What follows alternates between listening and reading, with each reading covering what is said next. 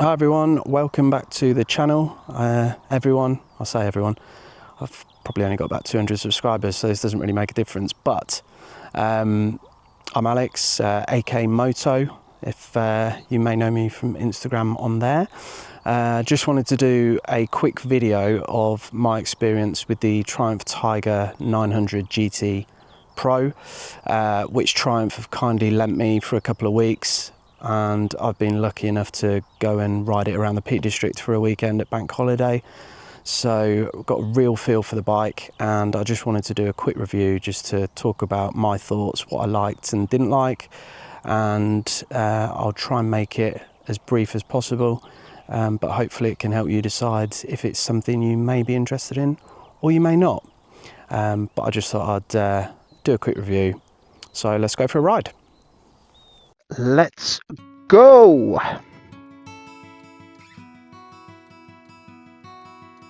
It's phenomenally hot today for spring, can't complain. We had a terrible year for weather last year, didn't even have a summer, so I'm not going to moan. I always moan about the weather. I think it's a normal thing as a motorcycle rider that all you do is check the weather, moan about the weather all the time. Oh, that looks close. Right, so I just thought this time I would do a vlog style. So, sorry these roads aren't very picturesque. This is the Fens, very flat. Actually the perfect roads for an adventure bike. Flat, they are bumpy as hell. Lots of potholes. They're crap, basically. So I just wanted to talk about my thoughts on this bike, because some of you may or may not know I have a Thruxton Cafe Racer, and before that I had a T100, so I've only really had sort of street bikes. So I've only had street bikes as my kind of bikes that I ride, and I've been thinking about getting an adventure bike for a long time now, but because of an age where the looks didn't really appeal to me, I still wanted to have a bike back at, and I still enjoyed how it looked aesthetic, and I've kind of got over that now. 42, ready for adventures, and I'm ready to get my modular helmet and my polite vest and join the crew of adventure bike riders. I'm only joking. That is a absolute generalisation of adventure bike riders, which I do not endorse. So yeah, I asked Triumph if I could borrow this, and they said yes, which was very kind of them. And so I've had the bike a couple of weeks now.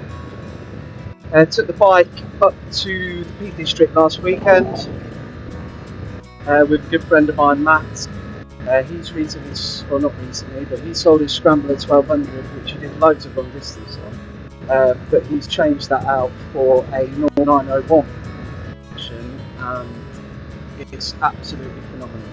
And seeing this bike every time we go out it's got me itching to try that live. So he kindly invited me to go to Peak District with him last weekend. I think it was last weekend, bank holiday, and we took the bikes, stuck a couple of bags on the back, tied them down with rock straps, tied the tents down as well, and headed off. So I only did the Friday, and then we camped and then came back on the Saturday. Matt stayed there for a few days and camped on his own, wild camping, met loads of cool people. But yeah, this was my first sort of foray into moto camping. I've got to be honest, I absolutely loved it. I'm fully converted. So my Thruxton is now for sale because I want an adventure bike. I'm still going to get an adventure bike, but I just don't know how much I'll use it, so I've put it for sale. If it doesn't sell, I'll keep it for my coffee runs when I'm feeling like I want to try and look cool, thanks to the motorbike making me look semi-cool, and I'll just use it for that. But I'll get on to my point now, the whole point of this video rather than babbling on. So I love this bike. You've got so many different features with it. So these bikes, I've also been looking at the Desert X and the Tenere and the Touareg, and they come with some bits, but not quite as much as this. So this has got heated grips, I know, standard. Heated seat, I've never heard of that on a bike. Amazing. Maybe I'm just new to it and don't really know what's what with adventure bikes. Heated passenger seat, like, what is even going on? It's like luxury. Got various different rider modes. Throttle bar. It's a 900 triple, which I'm sure you all know, and I'm not usually a fan of triples. Nice to ride, but I think it's just more about the sound, the energy that you get off the engine. So yeah, I prefer twins, but I have to say this engine is so silky smooth. It really is. It's blown me away in terms of how it performs. I'm still never going to love the sound because it's. I know you could put an aftermarket pipe on, and it might liven it up a bit, but to me, it's never going to sound how I want it to. But as an engine and what it does, it's phenomenal. Considering it's 900 and I think it's 80 horsepower, I might be wrong, I'll double check. It's rapid, it really is. You do not need any more power than this, in my opinion. I mean, I'm not used to really fast bikes anyway. Obviously the Thruxton's a 1200, but it's only like 107 horsepower. So it's not a speed demon, it's more about torque on that, I guess. But this is really quick. More than enough poke for what you need. Like up to 70 like that, it's just frightening, really. More than what you would need on the road. Obviously, this GT Pro version isn't going to be the sort of do-it-all that will go on dirt tracks and all that sort of thing, which I think is more what I'm going to try and get into, that side of adventure riding.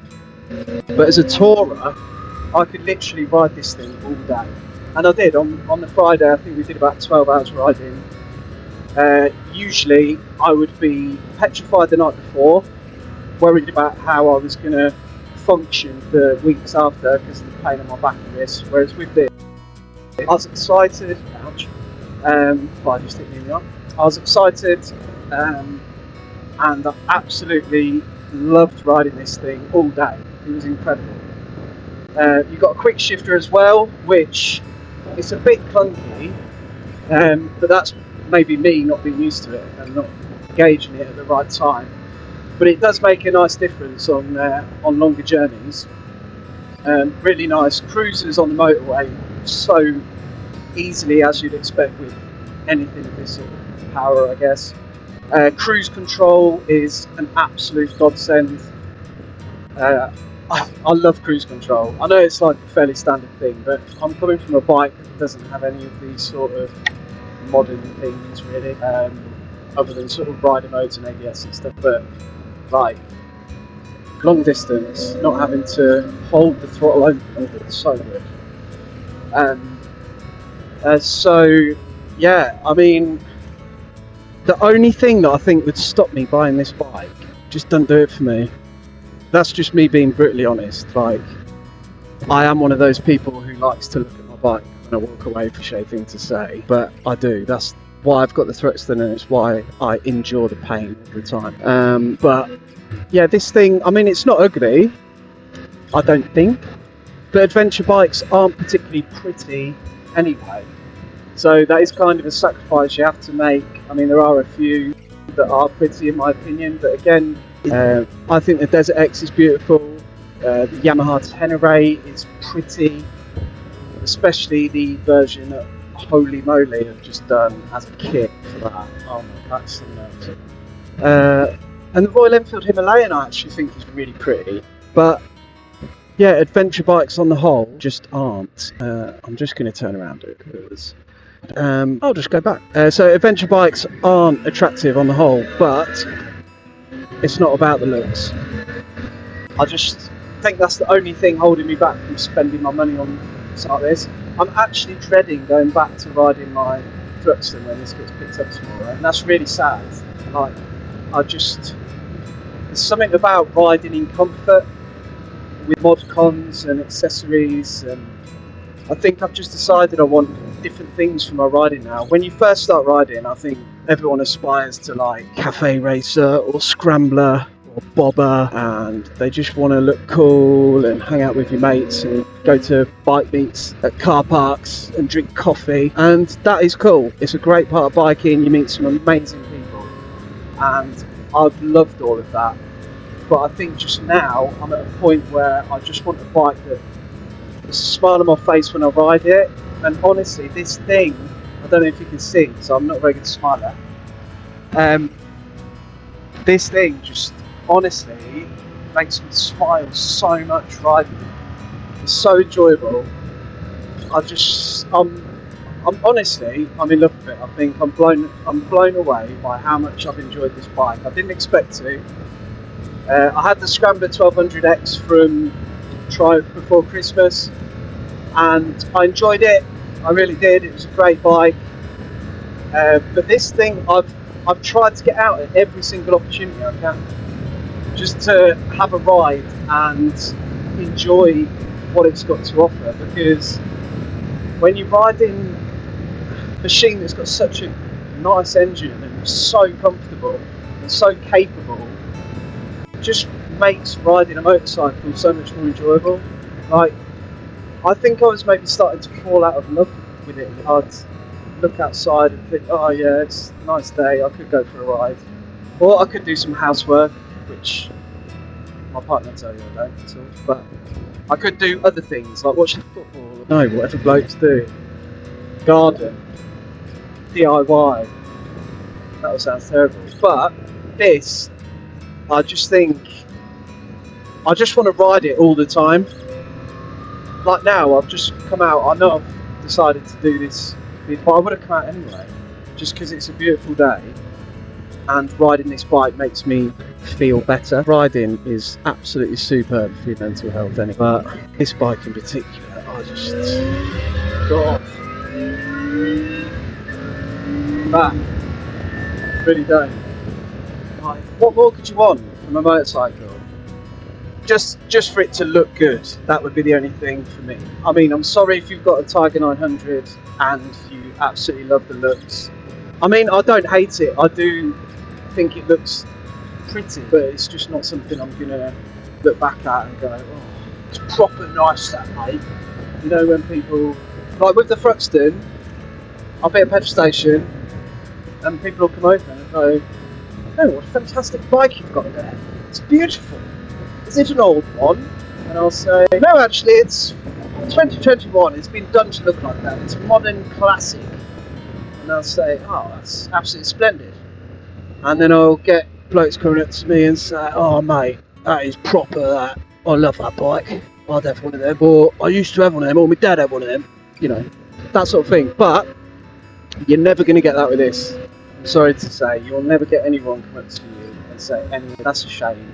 And I'm superficial for thinking anything like that, but I'm sorry, I'm superficial. I'm sorry, Triumph UK.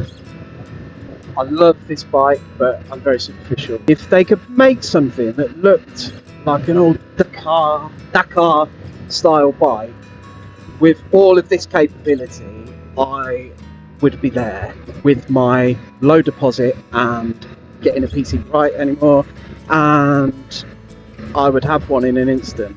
Like, even the Royal Enfield Himalayan, that to me looks awesome. If there was a 900 version of that, a mid-size adventure bike, I'd snap it up. Likewise, if there was Touareg was a bit prettier, I'd probably have that because I rode that and absolutely loved it. But this has been my favourite bike to ride out of all of them. So it should naturally be the one that I buy.